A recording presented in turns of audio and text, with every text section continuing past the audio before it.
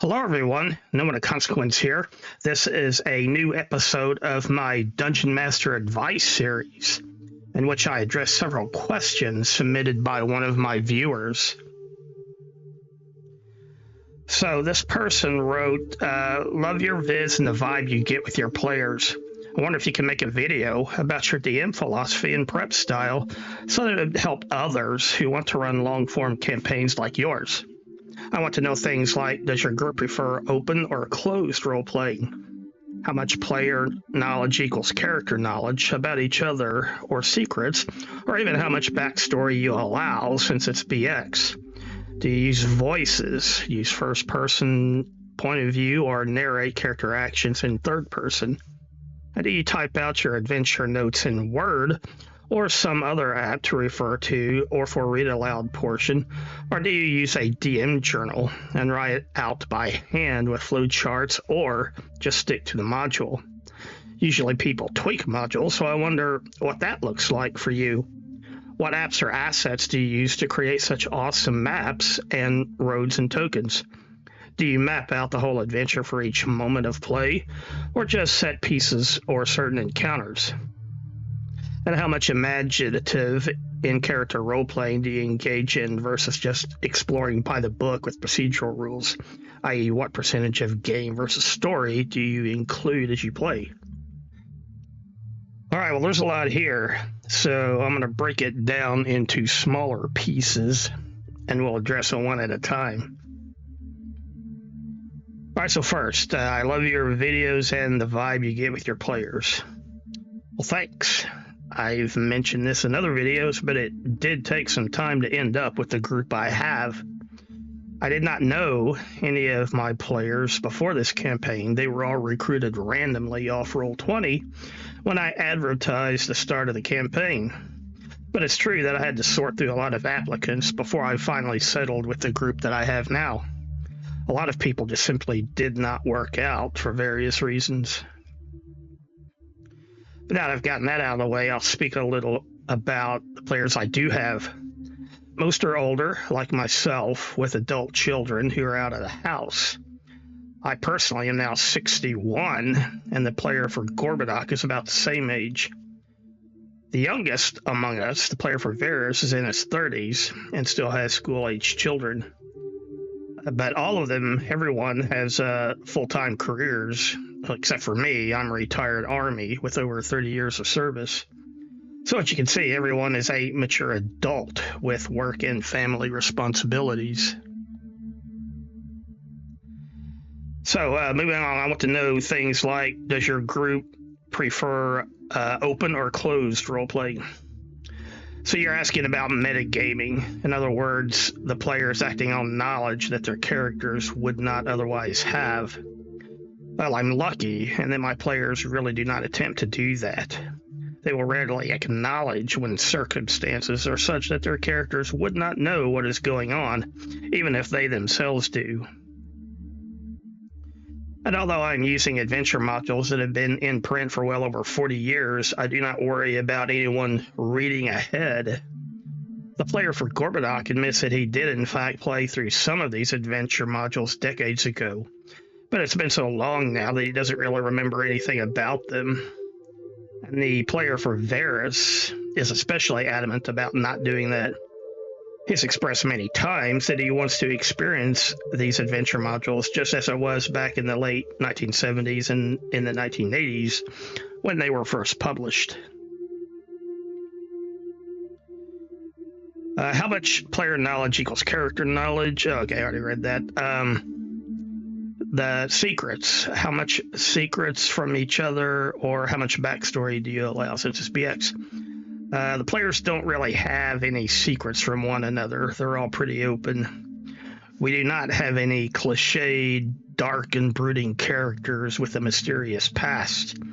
Nobody likes that guy anyway. At any rate, it's not really a question of how much backstory I allow. You can make up as much backstory as you like. However, as DM, I reserve the right to ignore as much of your backstory as suits me. I have no obligation to adjust the campaign to accommodate your character's backstory. One thing that I do have in my BX house rules is this entry: character background knowledge. All player characters have background knowledge which may become relevant during the course of their adventuring careers. Therefore, each new character should choose from the following list a background knowledge field, which summarizes the player character's life experiences prior to becoming an adventurer. And you can go through and see the different fields of knowledge that are available there. So, even if you don't write an actual backstory, you can still select an area of background knowledge for your character. And as the text says, that area of expertise could become relevant at some point during the campaign. The one thing I absolutely do not allow is characters with a nobility background. In my game, there will be no character strutting around with pretensions of nobility like the two bums in The Adventures of Huckleberry Finn. Now, that's not to say that the characters cannot become ennobled during the course of the campaign, but if they do, it will be through their own heroic service and merit, and not through any inheritance due to a made-up backstory. Do y'all use voices? Well, some of the players might use voices for their characters on rare occasion, but it does not happen very often. And as for myself, I do not do voices. I will readily admit that I am not a voice actor, and I do not try to pretend to be one. However, what I will do, whenever possible, while portraying an NPC is convey emotion.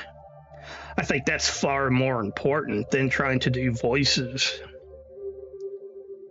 For example, if an NPC is frightened, then I will convey that emotion when speaking on their behalf. The same with anger, joy, frustration, whatever. I think that conveying emotion is far more important than trying to mimic some kind of faux accent for every NPC. And even better, that's something that every DM can do. After all, we all experience emotions in our lives, and we all know how to reflect those emotions in our manner of speech. And besides, that's something that every player can readily understand and interpret as well. To use first-person point of view or narrate character actions in third person. Well, I generally use third-person narrative, and for the most part, so do my players. As I personally view things, we are creating a story through these characters.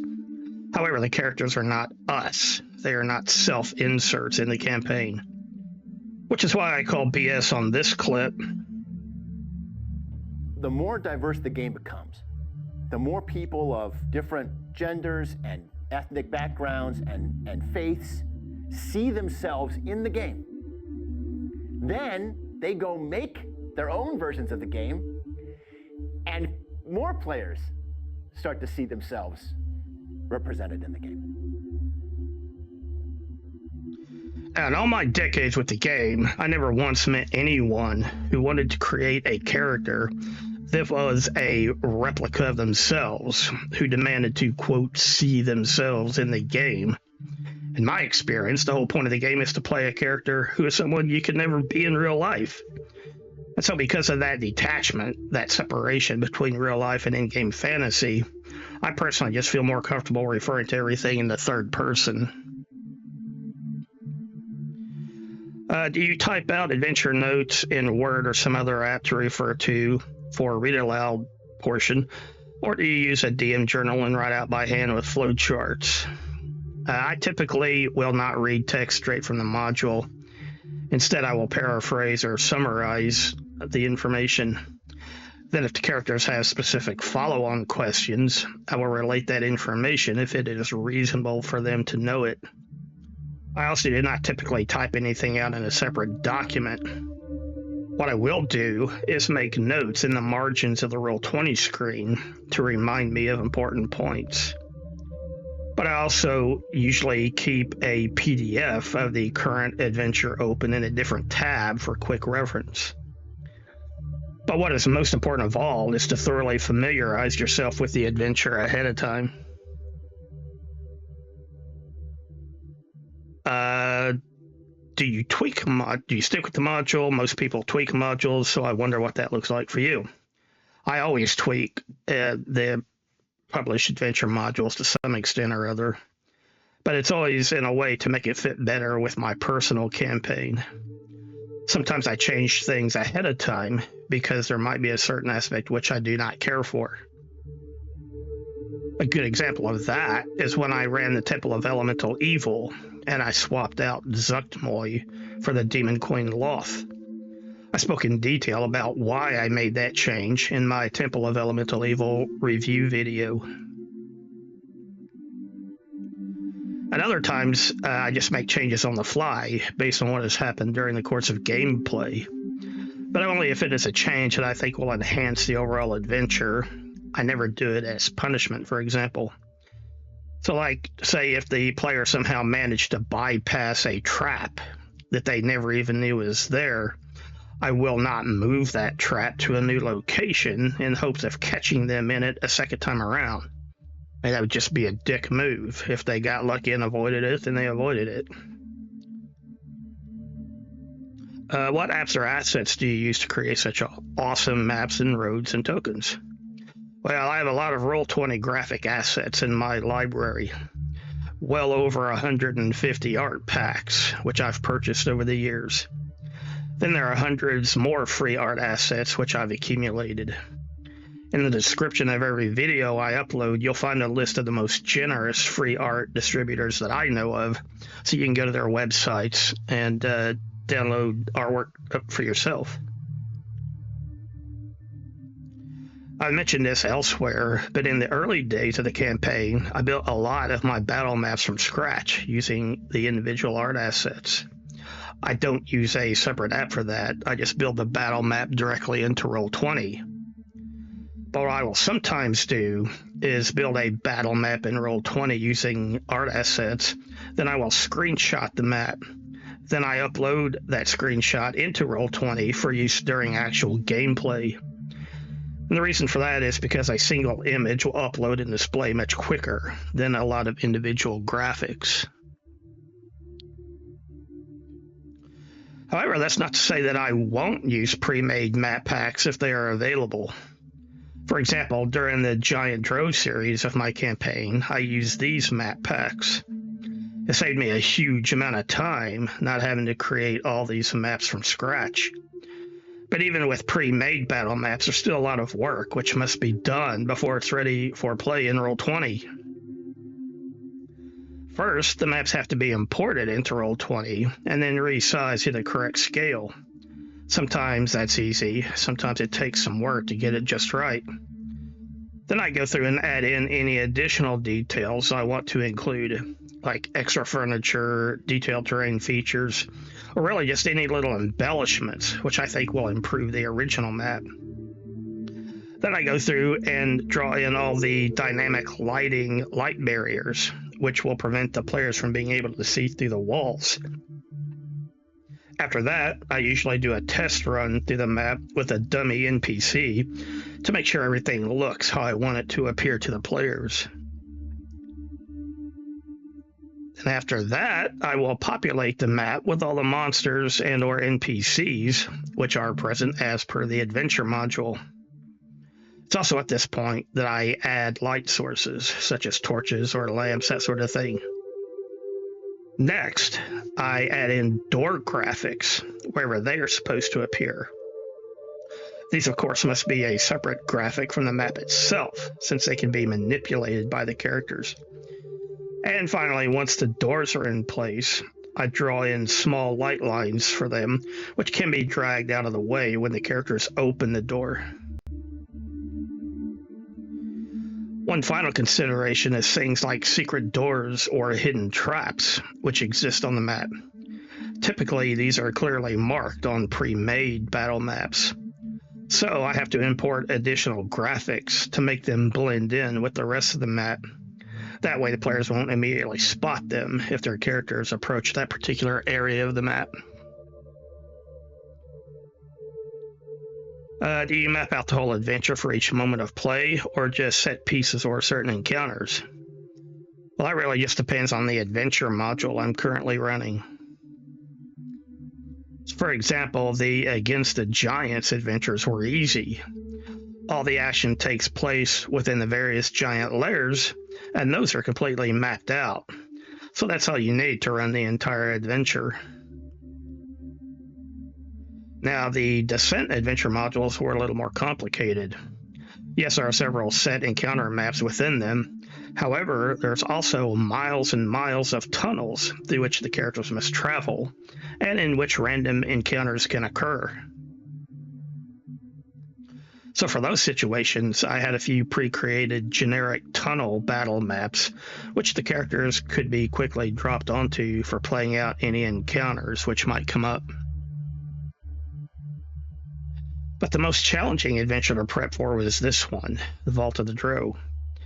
Although it does contain a few encounter maps, they are only a very small part of the entire Drow city, and the Vault, which is described in the module as being something like 6 by 6 miles. I told my players up front that there was no way I could create the entire Drow city within Roll20. But what I would do is create sample areas that would be representative of the city as a whole. And here are just a few examples of what that looked like. In these screenshots, the dynamic lighting is turned off so that details can be seen. During gameplay, the entire place appears much darker to the player characters. How much imaginative in-character role-playing do y'all engage in versus just exploring by the book with procedural rules, i.e. what percentage of game versus story do you include as you play? Well, if I had to guess, I'd say it's roughly 50-50, although I don't think that's really something you can assign a hard rule to. Really, it just depends on the flow of the game, and you as the DM have to develop a sense for it. If there's a good role-playing vibe going and people are having fun and it's relevant to the campaign, then I just roll with it. But if, on the other hand, the game flow feels like it's dragging, or if things are getting too far off track, or if the spotlight is lingering too long on specific characters, then I will take back control in order to move things along. Again, it's just something you have to get a feel for as a DM, and that can really only be done through experience. All right, well, that's all for now. If you enjoyed the video, please hit the like button. If you can, please leave a comment and let me know what you think. Viewer engagement helps the algorithm. If you have not yet, please subscribe to the channel. If you know of a good place, please share the video. And anything you can do to help support the channel, I appreciate it. Thanks again. Bye for now.